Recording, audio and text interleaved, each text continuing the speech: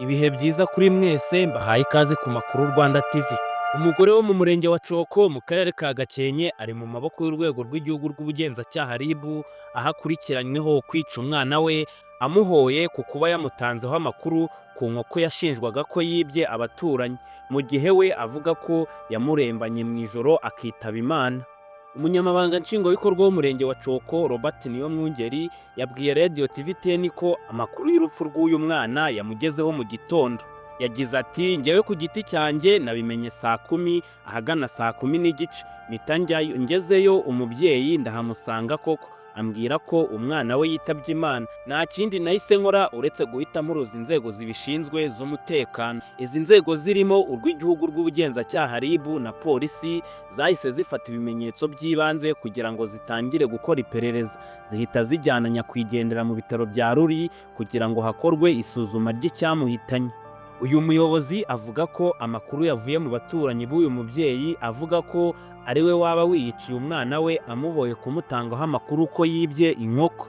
Icyo abaturage bavuga ni uko ngo ejo hari bamwe mu baturage bari babuze inkoko yabo ndetse baza hano kuri uru rugo rwe akababwira ko ntayihari, ariko umwana we akababwira ati inkoko irahari. Uyu muyobozi avuga ko kandi aba baturage bemeza ko iyo nkoko bayumvaga mu nzu y'uyu mubyeyi ariko ntibabasha kuyinjiramo kuko batemerewe gusaka kuko bifite inzego zibyemerewe. Mu gihe bari bakisuganya ngo bahamagare inzego zibafashe kureba niba iyo nkoko irimo koko, ntawuzi niba yari irimo cyangwa itarimo. Niba yari irimo akaba yarayishe, ibyo byose biragoye kubimenya cyane ko nyir'ubwite atabyemera, ariko mu baturage nicyo cyavugwaga. Gitifu Niyomwungeri avuga ko uriya mubyeyi we ahakana kwica umwana we, akavuga ko yamurembanye nijoro ataka ababara noneho akabona yitabye Imana. Uyu muyobozi avuga ko uyu mubyeyi asanzwe azwiho ingeso zo gukorakora kuko abaturanyi babimuvugagaho, ariko bari bataramufatira mu cyuho cyangwa ngo bamufatane igihanga. Uyu mubyeyi yahise atabwa muri yombi, ubu ngubu akaba acumbikiwe kuri sitasiyo y'urwego rw'ubugenzacyaha ya Ruri mu karere ka Gakenke kugira ngo hakorwe iperereza ku rupfu rw'umwana we akekwaho kwica.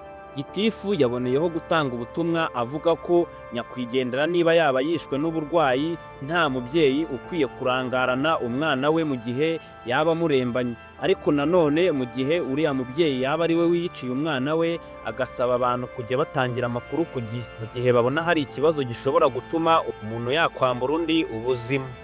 Amakuru yarayo, duhure mu bindi biganiro.